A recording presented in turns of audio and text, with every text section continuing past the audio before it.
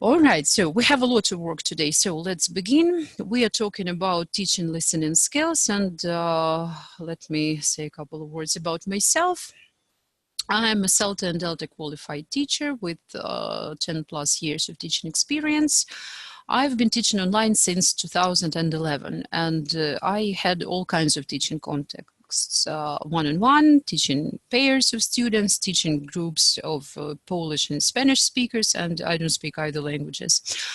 Teaching multilingual groups with different first languages, and I have also been training teachers since 2014. So I hope that I can share something that can be of assistance. You know, when we're looking at those lessons with pretend students here at our seminars, it doesn't mean that it's the only way to teach lexis or grammar or listening or what have you.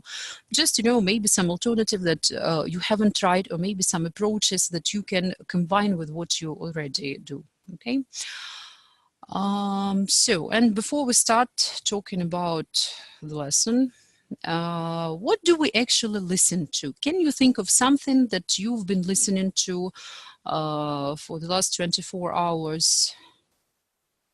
And how exactly were you doing that? How much attention were you paying? What was important for you? So, anyone? Well, we listen to our students during our lessons. Right. For example. How do we do that? What is the question? How do we do that? Okay, I would say that if you listen to your student, you need to give feedback. So you listen very carefully. You're trying to catch as many exact words as you can, right? But if you are cooking breakfast and listening to some news on the radio or TV, is it the same way as listening to your students or different? Okay. Yeah. That's completely different, of course. Here we focused it on the feedback, what the student is talking and so on. That one is mostly background, if we take an example of music while cooking. That's mostly about background. Right. Okay, thanks. Any other things that we listen to? Any other ways that we do it?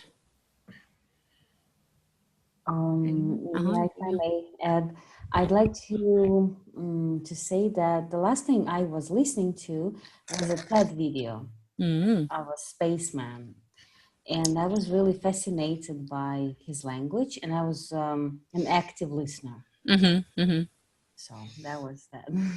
Okay, interesting. You can give us a link in the chat if you feel like maybe someone else would like to listen to this talk too. So is it the same as listening to your students, listening to the news at the background, or different? Yeah, actually I can say that this was not, this would take same amount of focus and my attention. Because I was really into details, I was really into emotions, into how they feel, what they think. But the only difference is that while listening to my students, I would need to give some feedback on that. While I was listening to TED video, I wouldn't have to. Yeah, that's how it's different. Okay, so basically we can say that, first of all, we listen for different purposes. We can talk about interactional and transactional listening. So if you talk to a person, even if it's not your student, yes, if it's just a person, your friend, your family member, you also need to say something, yes, you take part in this conversation. So while listening, you think about your response, maybe some follow-up questions, so in order to interact, yeah, and you need like different strategies, different mechanisms work in your head for that. It could be transactional listening, when you listen to something and do stuff like maybe someone is telling you how to, I don't know, knit socks. Yes, your mom is teaching you how to do that, so she tells you what to do and you do it. It could be instrumental or pleasurable. We can listen to something in order to get instructions, like you are buying a ticket and the lady tells you which platform, which number of carriage and so on. So you know where to go from here, or you're asking for directions in the street. Or you listen just for pleasure. You enjoy those TED Talks and, you know, you feel that you are doing something for yourself, for personal development. You don't do anything. You don't follow any recommendations, right?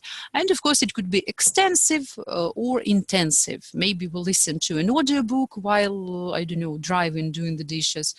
We are not paying 100% of attention, or intensive listening when we listen to our student because we need to take all those notes and give feedback, or the students do that, yes, at the lesson when they need to answer some questions and so on. So we have different purposes, so naturally we need different amounts of information, different focuses on that audio or video. So different strategies could work for us. Let's see how good your students are at listening. Low-level students, as we can see, no one said that they can cope with anything. They're excellent listeners, so they all have different kinds of difficulties. They understand, more than half of students understand the materials from the platform, from course books that you use with your help, not on their own, as I can guess. And a quarter of them can cope with graded materials by themselves, not authentic. And as we can see, almost 14% said that it's hard for low-level students to listen to pretty much anything. As for our high-level students, we can see that less than a third, but actually a lot, let's count that it's also something positive here. So about a third of them can cope with any audios. There are a bit more than a third of those who can cope with graded materials with your help, and a bit more than a third that can cope with authentic materials. Oh no, with graded materials without any help, but not with authentic materials.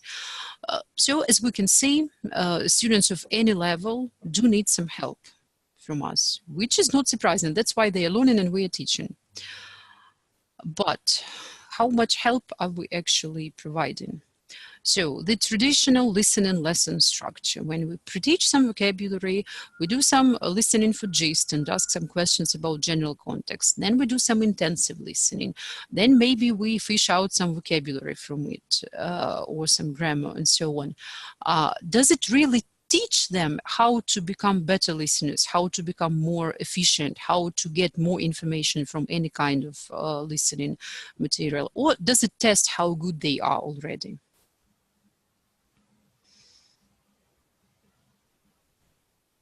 Well, it tests how good they are.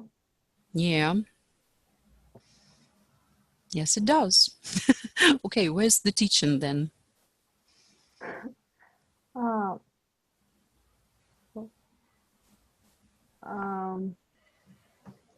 We can teach some strategies as well as reading strategies, listening strategies. We can also teach them. And you do teach. About, let's see, 50% of the respondents said that they teach listening strategies.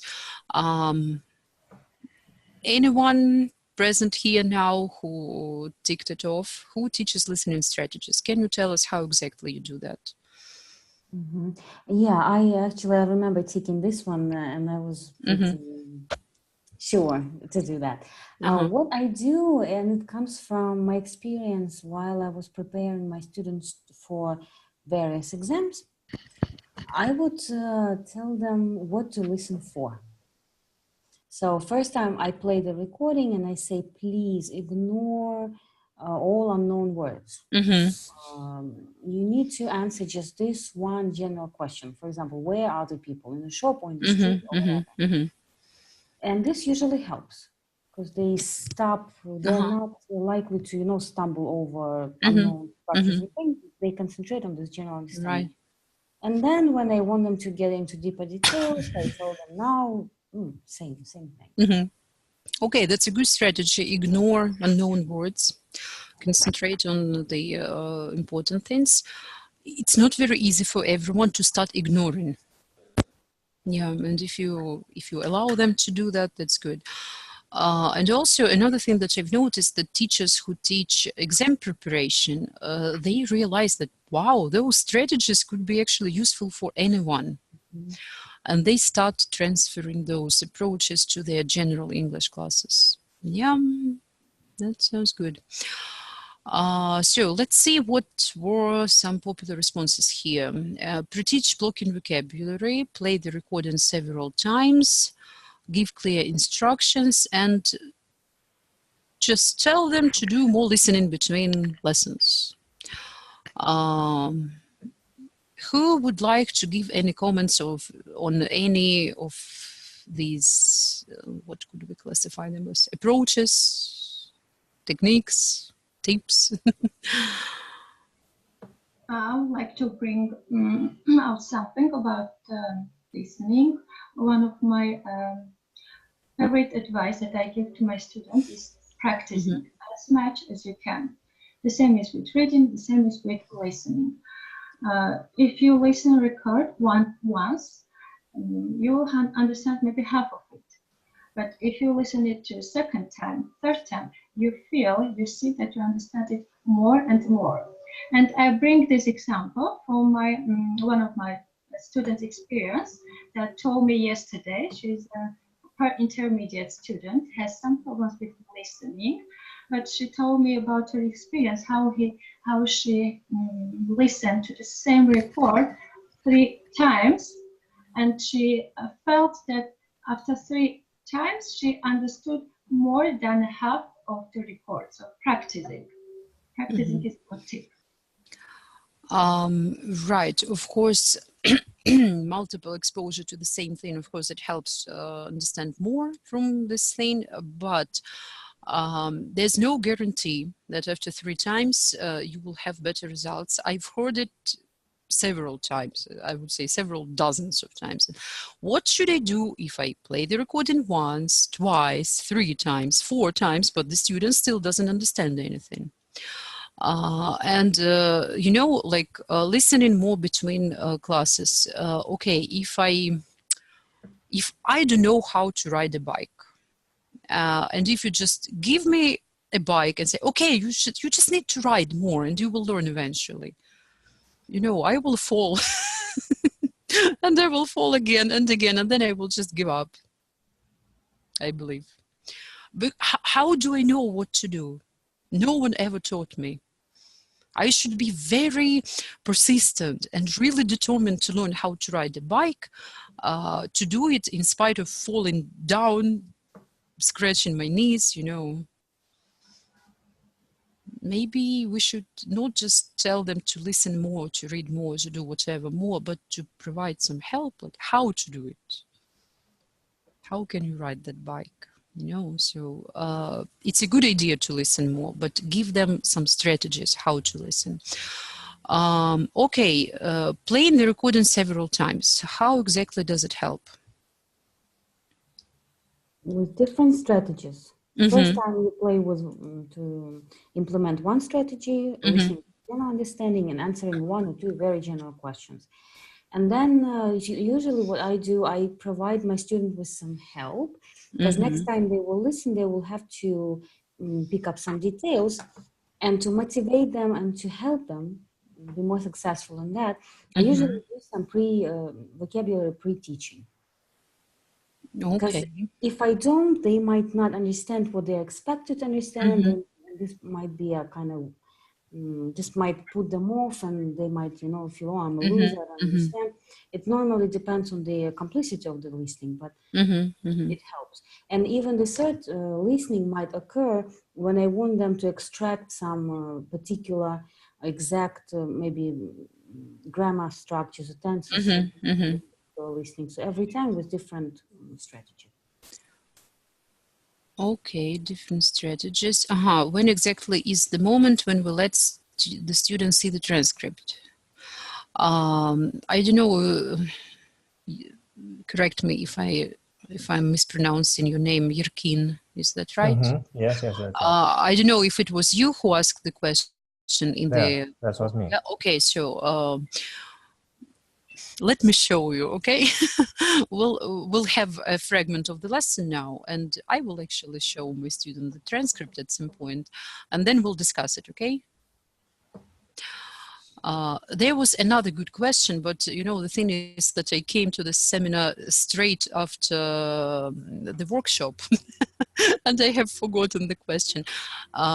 If we have a couple of minutes, I will just switch to the poll at the end of the seminar. There was a really good question there, but now just I have no idea what it was. I did remember this about the transcript. Or if someone probably knows that they asked a very detailed question. If you can just copy it in the chat, that would be very nice of you, okay? So let's see, when we talk about all those strategies, one of them is teaching our students bottom-up and top-down processing. What does it mean? Bottom-up, top-down. Is that about usage of these subtitles, transcript? No, No. not yet. Okay. But, well, it could be.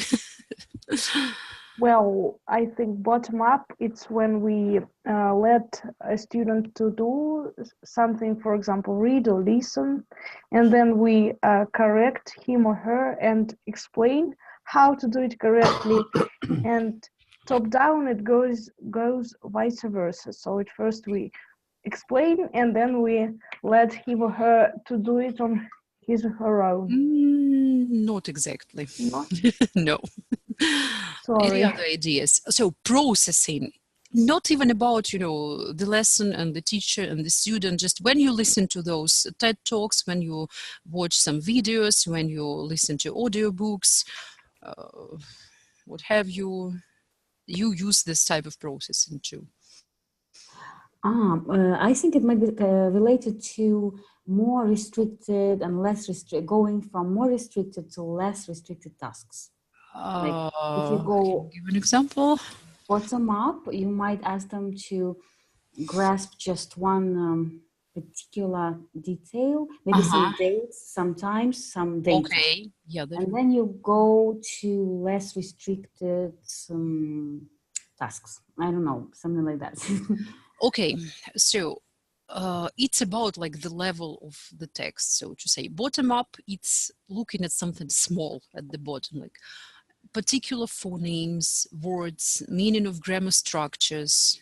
So if you're catching a date, yes, then you need to listen carefully and catch that it's 1945, not 1782, right? So if you pay attention to some little units, so to say, this is bottom up. And top-down processing, it's your general knowledge about the world. So if you can hear the recording with some like clicking of tableware, maybe some clinking glasses, people talking, maybe some music playing, and someone is making an order, I will have a steak with the side of carrots and blah, blah, blah. Where are the people? Restaurant, canteen. Yes, that would be public place. general knowledge about the world, because you've probably been to a restaurant or you've seen a restaurant in some movie and you know what kind of sounds can occur there, right? So this is your knowledge about the given social situation, and without anyone saying explicitly, this is a dialogue from a restaurant. Yes, from all those background noises, you can understand that this is a restaurant. Okay. So now I will attempt to show you how I can help my student, who I believe is somewhere here. Victoria, are you with us? Victoria? Yes, I'm here. Okay, good. I just met her an hour ago and she has no idea what we're going to do, but I hope it will be fun. So we'll see how I can help Victoria, and of course not Victoria as a real person, but Victoria as an imaginary student. Her level is higher than what I was hoping for, and no one gives me real pre-intermediate students, unfortunately. If you have some students who are willing to participate in this kind of fun, bring them over, let your group leader know that you have a student for a seminar, and we'll practice with a person who really needs help. But today Victoria will be mostly pretending. So I want her, my pre-intermediate student, and I practiced it with elementary student and it worked. Now I'll practice with her.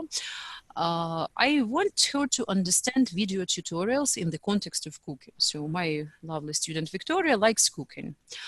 And I want to teach her something that she could actually use in her real life for her real hobby.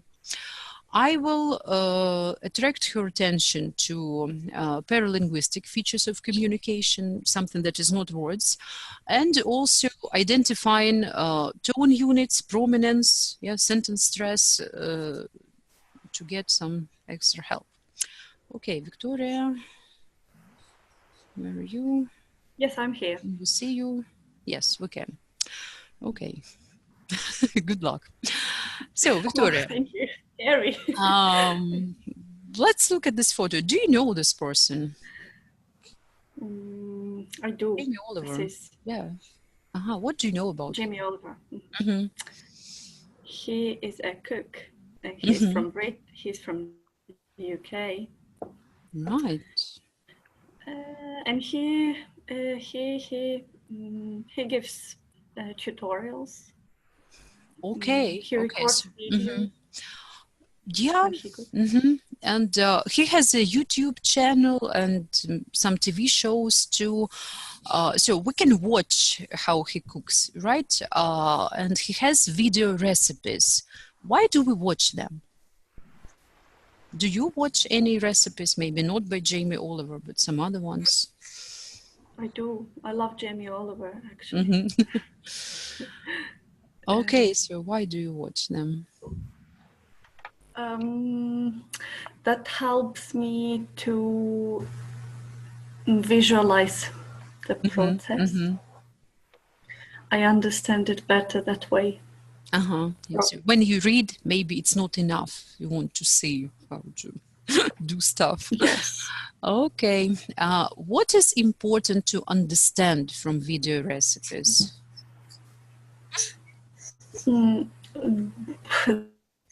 The time, the amount of ingredients, the ingredients.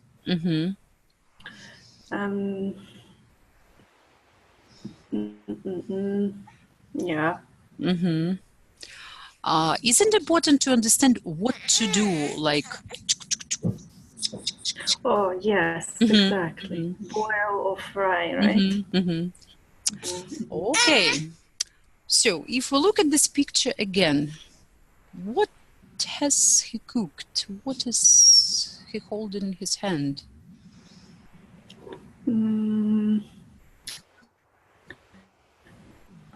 A small sandwich. Maybe.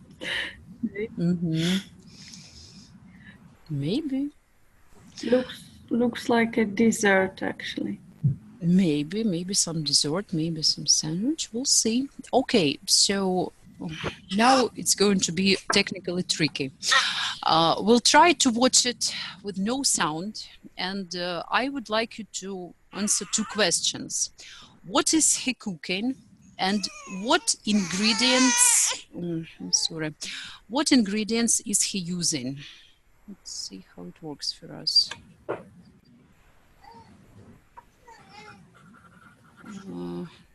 It's not Jamie Oliver yet. It's the okay.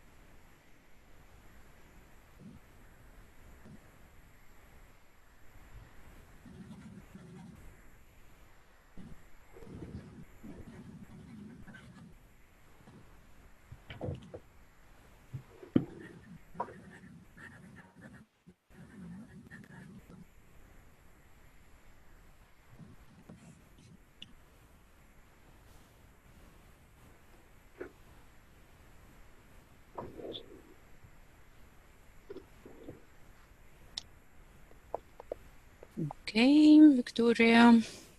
So, okay, I'm sorry. Okay. Was I supposed to hear it? Because I didn't. No. We are watching with no sound. Okay, cool. Yeah. So, from what you saw, what was he cooking? I think I know what he was cooking. What was that? I think it's called a scone. And what ingredients was he using? Butter, flour, eggs, probably water. Okay. And some fruits. Now I'll just send this recording to our chat. Can you do it? Where's my chat? Okay, the chat disappeared. I have to stop sharing for a moment, and the chat. Here's how we stop sharing and send the message here. So this is the link. I hope it looks too long. Let me see. No, it's not right. Sorry about that. Okay, so here is the link. You can watch it up to 1:32, and everyone else as well. I'll try show it from my screen. I'm not sure if it works. So guys, can you please watch it by yourselves?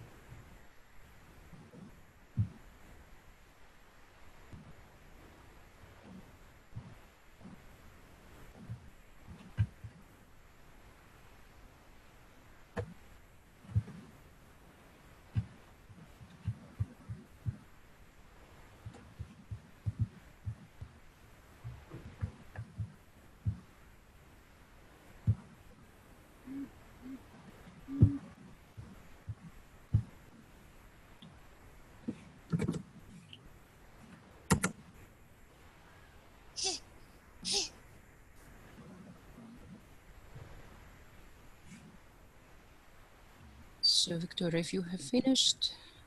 Sorry, it doesn't work. Doesn't work? For some reason. No, it's probably the problem with my computer. Okay, let's try again then. A minute, please. Maybe I actually never tried playing the audio here in Zoom. Let's see if it works, if everyone can hear it. So lovely people, we're going to make yes. homemade scone. I love it. We do it every week. Kids love it. It's really, really, really easy. And I'm going to be bigging up my beautiful bakeware range. We're going to use 500 grams of self-raising flour, 150 grams of diced unsalted butter. I will put a pinch of salt in, because I don't want them to decide how much salt goes in. I want to put my pinch in. A couple of teaspoons of sugar in, just to kind of give it an edge. You don't want to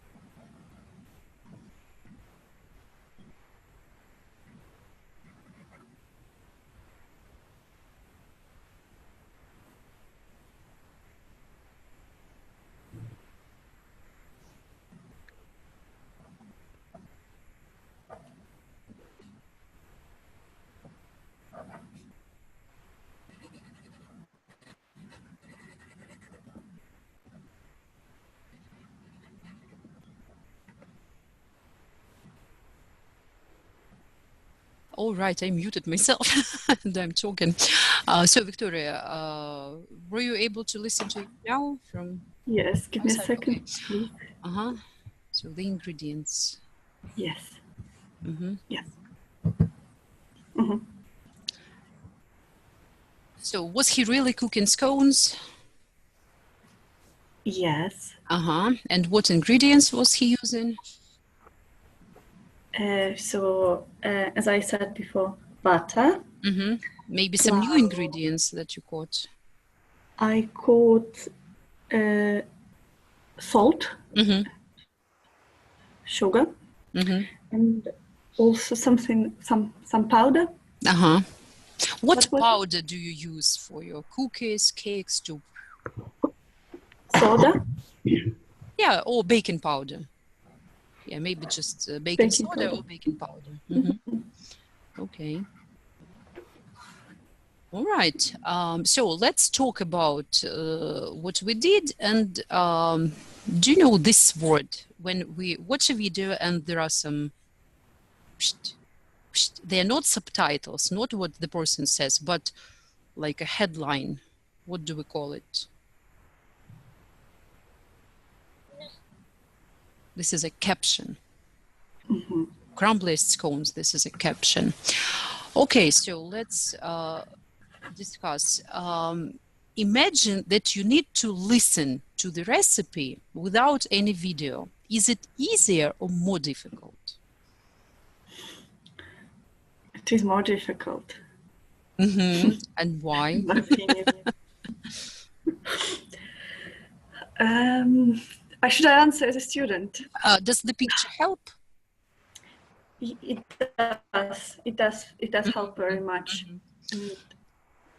Especially the activity helps. Seeing the activity. Okay, so what exactly helps? I have different elements of this video, like his face expressions and some objects and what he does, captions, those words. How much do they help? So his face, from 1 to 5, little, much. His face expressions.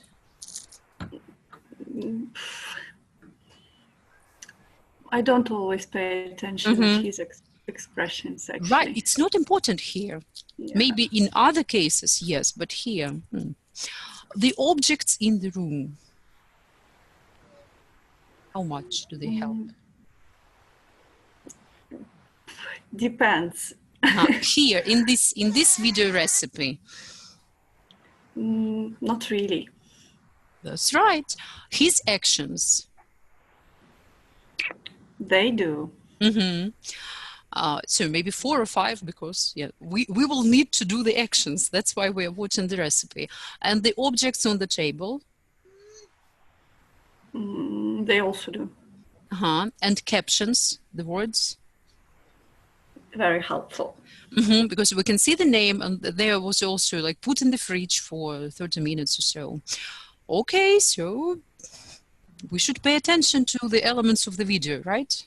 Not just words. Okay, let's find out more. We'll watch the next part, and I have 2 more questions for you. He's making scones, and some of them are okay, his scones are perfect, of course, but we are not perfect. We can make them thinner or thicker. Do thicker scones need more time in the oven? And what is he putting on top of his scones, and what could be the alternative? Okay, so we'll keep watching.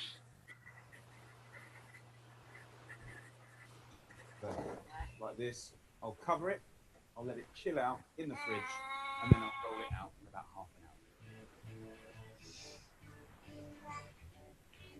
So we've got some beautiful cutters here, all kinds of shapes and sizes. We've got the fluted and the plain, a range of different sizes as well. I'm going to just do a little mixture of all of them, really, just to kind of get the fun going. Don't want to go straight on to a baking sheet. I'm going to just add all of these. As long as they're the same thickness, they're going to cook at the same time. So we got our beautiful sour fruit scones there. You can put a little milk on top or a little butter. I'm just going to use a little extra virgin olive oil. Not very classic, but I don't mind. It's perfect for the job. Okay. Showing you the questions again. Do thicker scones need more time in the oven? And you're a real pre-intermediate student, remember? I missed it. I missed it. Very well. What is he putting on top of his scones? Oil. And what could be the alternatives? Some milk. Maybe. Okay. So now I guess we'll be just listening to him because we watched it already, and I will be showing you this text, the part of the transcript. So let's try and catch where are the pauses and which words are stressed. Now, for a real student, it's now in Zoom, it's not very technically easy to do all this stuff. But for a real student, of course, I would send her the text so that she could mark it or stop as much as she needs. But now we'll see what we can do with our limited technical opportunities here. So let's do it in the following way, Victoria. I will play the first sentence and I'll show you the text, and you can try to say after which word he pauses, okay? And then we'll see which words are stressed. Yeah, the baby had to bump his head exactly when we need to listen. But I'll mute myself now.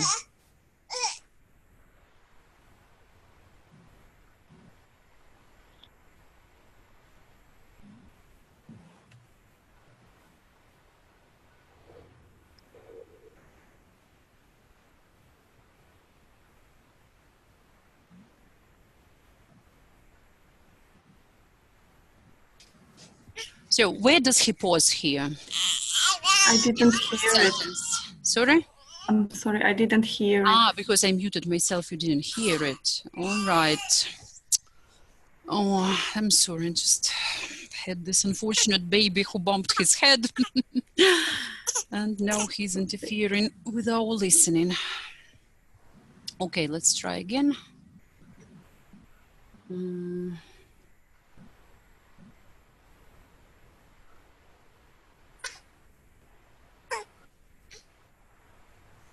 Get the fun going. Don't want to go straight on to a baking sheet. I'm going to just add all of these. As long as they're the same thickness, they're going to cook at the same time.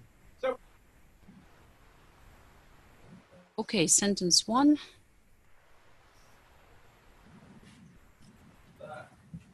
Where does he pause in the sentence 1?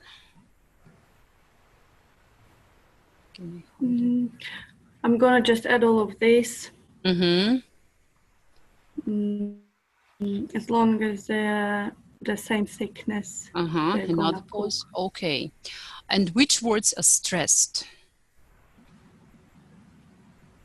I'm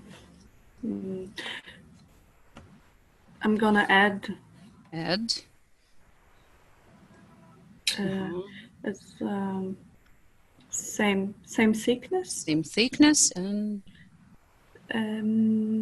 they're gonna cook at the same time. Cook. Okay. So, and we can do it with the rest of the sentences and receive these.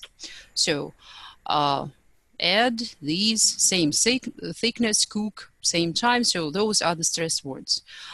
We can continue with the rest, and you can see that, yeah, milk, you were right, and also butter and olive oil, that's what he added.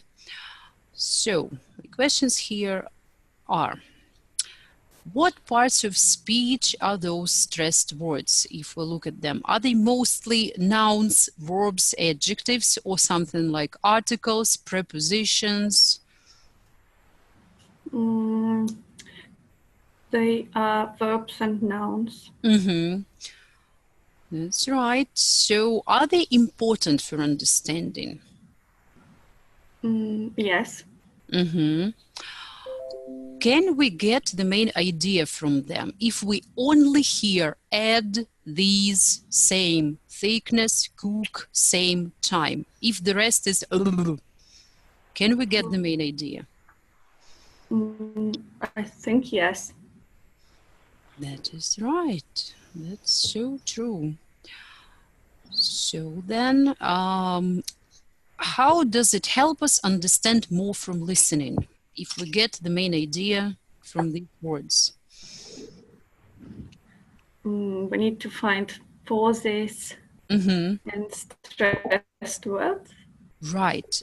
When the word is stressed, do we hear it better? Yes. Yeah, so I'm going to just add. We hear add, but I'm going to just, it's so what should we pay attention to? The strong, loud words or Strong. Strong and loud words, yes, and we get more information. Okay, then, well done. And first we looked at pictures. We didn't hear anything. And then we paid attention to the stressed words. How do they work together? Look at this picture. How do they both help us? They show the same action. So what we can see in the picture, what is important, is usually in a capture. Stress. Caption. If we don't have captions or subtitles, we just hear. Yes, so we hear extra virgin olive oil and we can see the bottle, right? That's how they work together. Yay. Okay, let's see how we can use it. Here I have a checklist for you. So before listening, I would like you to do this. Concentrate and pay attention to the visuals, listen for stressed words, look at the questions, see if you understand them, and concentrate on what you will hear, not what you cannot understand, yes, but what you can hear and what you can make some sense of, okay? So now we'll watch another video. And I have two questions for you. Can you cook it for breakfast tomorrow? And why or why not? Okay? Yes. So Okay. I'm sure you understand the question. What are you paying attention to? Visuals, stressed words. And, okay, and concentrating. All right, let's see. Every day can be extraordinary. With Paye Total Yogurt. The ultimate toasting. Oozy on the inside, topped off with a crown of crispy cheese. We're not using flashy sourdough bread, we're using a nice, humble white bloomer. About a centimetre thick. Get yourself some nice butter. Room temperature always helps. A fairly light buttering and do both sides of the butter. Get yourself a box grater, and you can use any cheese that you love. That's going to melt nicely. A good cheddar, a red Leicester, fantastic. Once the cheese is grated, pile a handful onto your buttered bread and give it a squeeze. And we're going to put it into the pan. You'll need your frying pan on a low to medium heat. What we want to do is spend about 3 minutes on each side getting it beautiful and golden. It's that perfect temperature to get the middle oozy. Now I'm going to place some weight on the top and just use whatever you got around you just to weigh it down flat. So, okay, let's remove the weights now.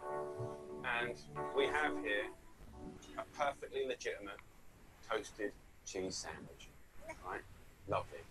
And many will be happy with that, okay? I ain't, right? I'm going to grate a layer of cheese around the bottom of my little pan here. And almost think of it like a little doily. And we're going to take this cheese sandwich, we're going to put it bang on top. And in the course of a minute and a half, it brings out completely different flavors from the cheese. So you can see the fat splitting from the cheese, and that's another opportunity. Fat is coming out. Fat means we can add flavor. It's just a tiny little pinch of KF. Tiny. You probably won't even see it, but you will taste it. Not as in hot, but as in like kick. Be quite rough with it. Don't be scared of it. And then you get underneath it, and you just hold it. And by the time that we count to 30, we've then created our crown. I mean, I would love to cook that for the Queen. Then we put a little bit more cheese, and we put it in the middle. And this is the final turn. 4 turns to perfection, guys. 4 turns.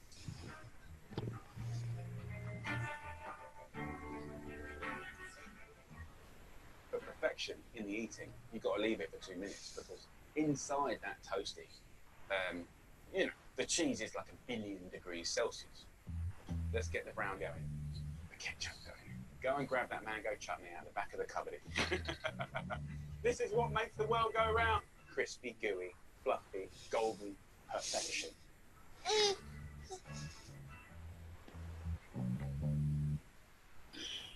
All right then. Do apologize if someone is hungry over there. Okay, Victoria, can you cook it for breakfast tomorrow? I think I can. Why? It looks cool. Do you have all the ingredients at home? I need to check. What exactly are you not sure about? If I have this cheese. Do you have everything else?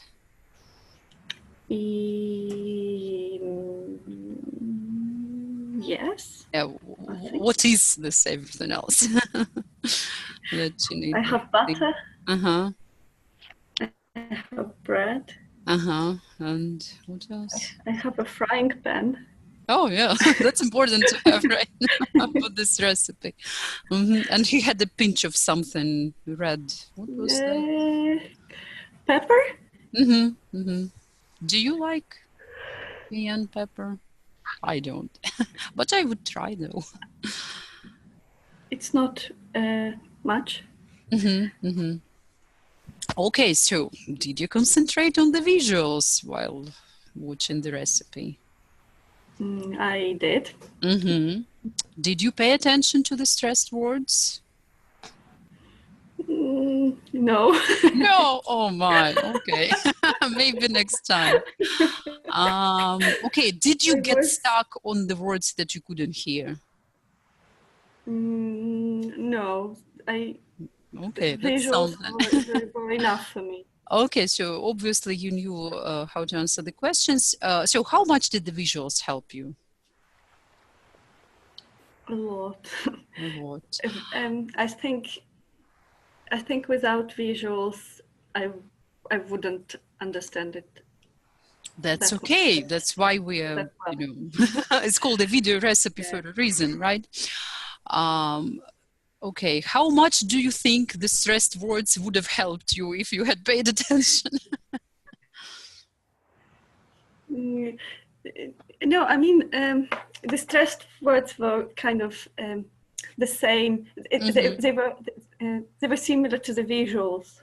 Right, so they work together. They give you this 3D image. Okay, yes. How can we apply these strategies in real life? What else can we watch or listen to, or maybe when you interact with people? Where else can you use it? In conversations, when you explain something.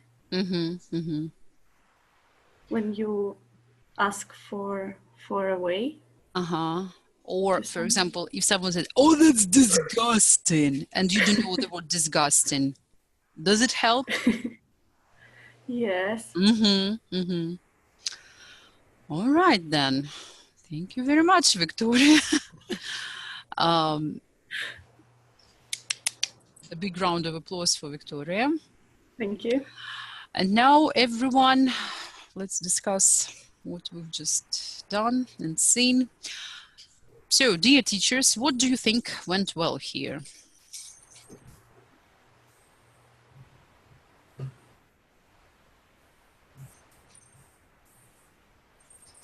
What, nothing? Well, I really liked the idea of watching the video without any sound, sound. Mm-hmm. Okay. Yes, but excuse me. During the normal regular lessons, okay, we have intermediate and intermediate level, for example. Most of the recordings have no video there. Yes, that's what I was going to say. The last one is a practical English, right? Ellie, Mark, all these guys. I'm afraid that it's not the actual case. Okay, do you guys ever use additional materials, or do you work strictly with the platform? I use sometimes. Well, I can explain that was also expected question. Why is that? Because these recordings without video are mostly tied to the grammar and so on, other materials which we are going to learn, right? I can't put something out of this except for one student. He is a great fan of action movies. And there we try to find it, yes, okay, for him, because he is a great fan of that. Otherwise, it's mostly tied to the material we're going to learn.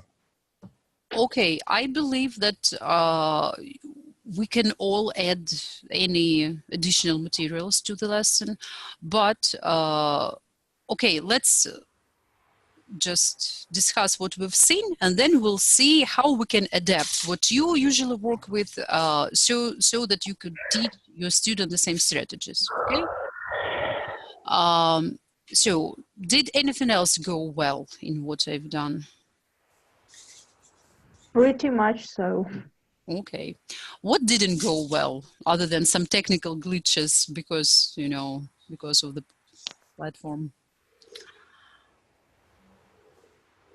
I think it's really hard for students to catch the stressed words because they are not used to the speech rhythm, the English speech rhythm. Yeah, so it takes time, and maybe you will have to spend a separate lesson on this listening, but I did it with real elementary and pre-intermediate students, and it worked. They caught the words, and they were actually surprised that they did.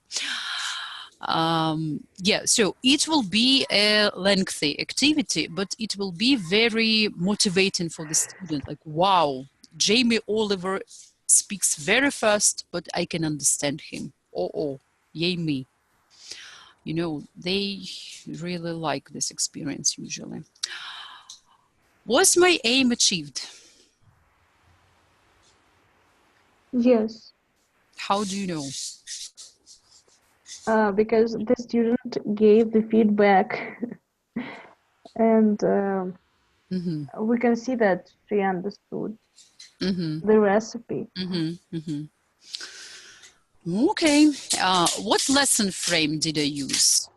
Was it like presentation, practice, production, test, teach, test, something else? And Елизавета, I'm really happy that you're so active, but maybe there are some other people willing to speak and not really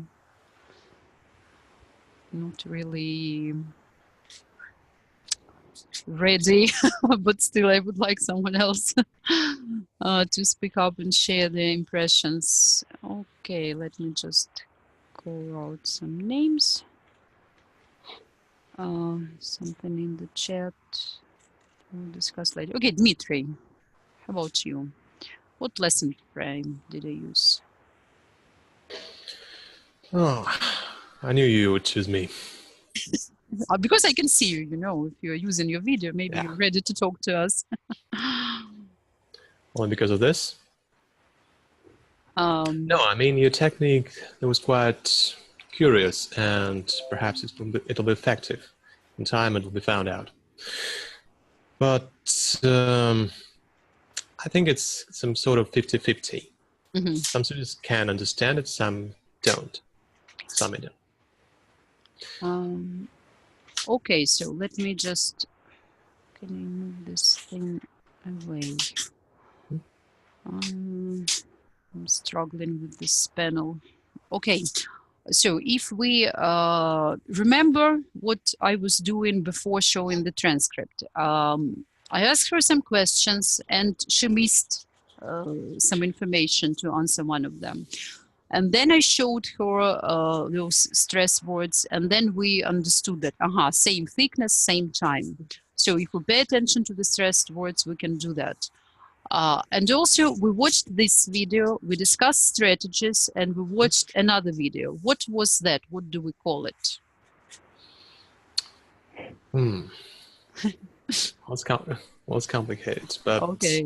Anyone you know, else? all it's matter is it all depends on whether the student has more or less expanded vocabulary, because the associations mean very much.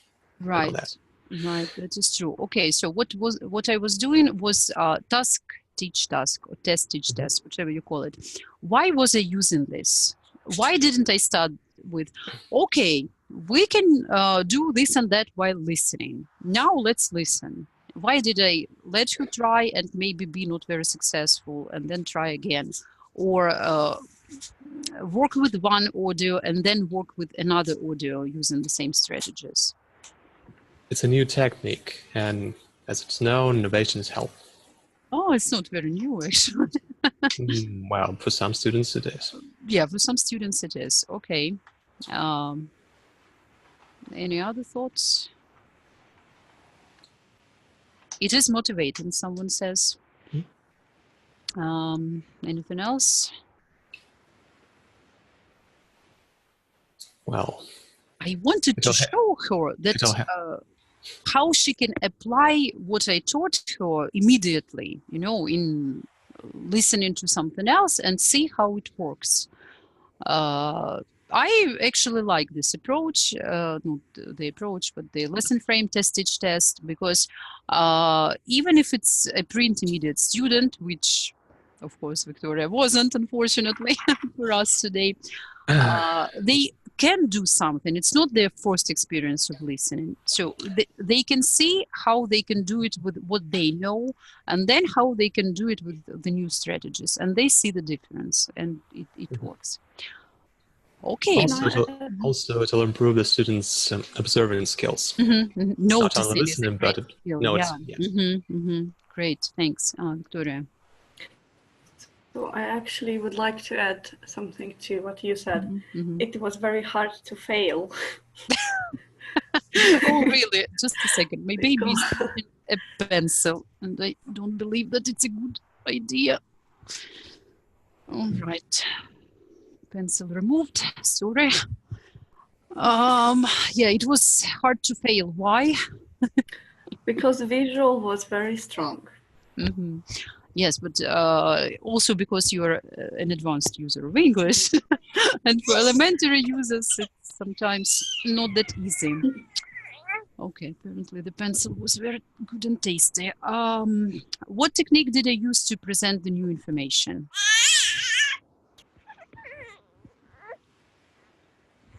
Did I lecture you? Did I present everything? Or did I get the information from you? It's more like presentation. It's more like guided discovery. Yes, I had questions. Victoria mostly had to say yes or no, or choose like very helpful, not very helpful. And again, even elementary students can do that. What was the first listening task aimed at without the audio? Was it top-down or bottom-up processing? General information about the world, or words, phonemes, grammar, thingies? Well, yes, please. Sorry. So, well, as for me, it seemed to be bottom up, because first task was to pick up the particular ingredients the chef was using. Right, but first she was watching and not hearing anything. She had 0 phonemes, 0 words, 0 grammar, only pictures. About what usually... No, that was top down. Yes, we use general information, and it's okay to pay attention to visuals, but it's not cheating. the answer to my next question. What about the second task? When we were listening to stress patterns, pauses, that was bottom up. Bottom up, yeah. So I believe it's not cheating when they get information from the visuals. How about you? Do you agree with me, guys? I agree. Mm-hmm. Okay, hope everyone does, because, well, we don't walk around with our eyes closed all the time. We do get information from the visuals in real life, so that's fine. And I think now we'll probably move to Yerkin's questions, and you can think of some top-down and bottom-up activities on your own. If we don't have time for that. So the first question was about showing the transcript. I did it. I showed the transcript to my student. Was it a good idea? Or maybe I shouldn't have done that. I should have, you know, found some other way. And if it is, when exactly we're going to make it? Okay, what do you think of my decision to show her the transcript, to mark stresses, pauses?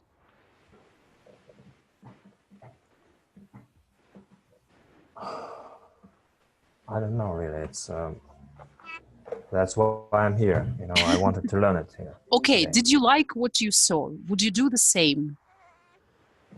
Well, if Maybe you're asking I was me, wrong to do it. I don't know. It's well, again, my question is, you see, I'm not sure how much is it applicable to the particular students I have. Okay, then I'll tell you that if we replace listening with reading, that's a bad idea. If you played the recording, the student doesn't understand it, and you say, okay, then let's just look at the transcript, you will understand more, and then we'll discuss the questions. Then you just gave them a chance to practice the skill that is stronger. And you basically gave up on developing their listening, right? If they are better readers than listeners, they will look at the transcript, understand the text, and answer your questions. So you are saying, sorry, I cannot teach you listening, but let's just not waste the time of our lesson. Let's read at least. This is probably not very productive, right? But if you show the transcript in order to do something with this text, maybe like we did, mark stresses and see which words really help. And I didn't show her like all the transcript of this recording. I showed her only the part that we were working with, so that she could practice with this part. This, I believe, is something helpful. Again, if your student, for example, is struggling with something else, they don't know the difference. If you have an American speaker in your audio, but the student cannot differentiate between can and can't, because they do know that can is not stressed and can't, the negative one, is stressed. Okay, you can show that, and the student will be able to make conclusions, like I can read, I can't read. If the student doesn't know if they pronounce it themselves in the same way, then it's hard for them to catch, right? So you show this to show the difference. If the student doesn't know some features of connected speech, if some sounds are dropped, some intrusive sounds appear, and it confuses the student. Weak forms of the words, and you show the transcript, and they understand that this that they didn't understand, it's because what happens, like they wouldn't say should have done in real speech. It would be should have done. And for your student, it doesn't make any sense because they don't know how it's shortened, right? So that could be a helpful way to show them the transcript and to make this conclusion. Okay, when I say should have, would have, could have, it means should have. Did I answer your questions, Yurkin? One more, if possible. Okay. We have this option to play with the speed of the recording. How can we use that? Slower down the speed, for example. If it's too fast for the student, do we use this option or not? Okay. Does anyone use this option? Who can help me out? There is the speed alteration, right? 1.0, 0.75 and so on. Okay, I see what you mean. Just now I don't have any students on the platform. That's why it's hard for me to say, so I haven't tried that, doing something with the speed. But again, I think in the slower speed, it would be probably the alternative of showing the transcript, because when it's slower, you can understand what they're saying and maybe what short forms they're using, right? In a slower recording, you are more able to catch that. I think that should help. Okay, so we have messages in the chat. Nikolai, could you please turn on your microphone and tell us how exactly you do it?